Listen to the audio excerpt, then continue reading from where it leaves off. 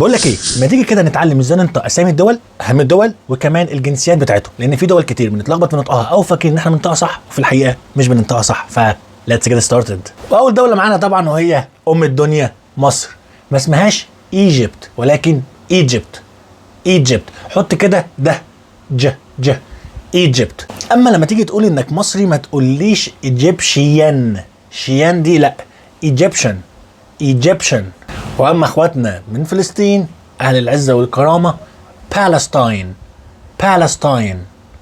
اما الفلسطيني فنقول عليه بالستينيان بالستينيان. العراق العراق العراق العراق العراق. اما لو واحد عراقي بكل بساطه بتضيف فتقول عراقي عراقي.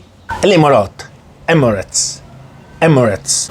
اما لو انت اماراتي فبالانجلش هي زي العربي ونقول اماراتي اماراتي. اما السعوديه فبنقول سعودي ارابيا سعودي ارابيا او سعودي ارابيا سعودي ارابيا، ولكن اللي تسمعه اكتر هو سعودي ارابيا. والجنسيه سهله قوي برضو بنقول سعودي سعودي يعني حد سعودي. سوريا سوريا سوريا. ولو حد سوري نقول عليه سوريان سوريان. اما السودان فبنقول سودان سودان.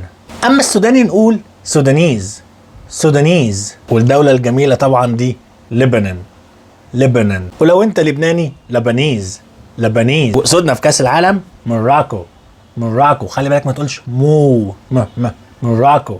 اما الشخص المغربي نقول عليه موراكن موراكن. وده كده كان الجزء الاول من اسماء الدول والجنسيات.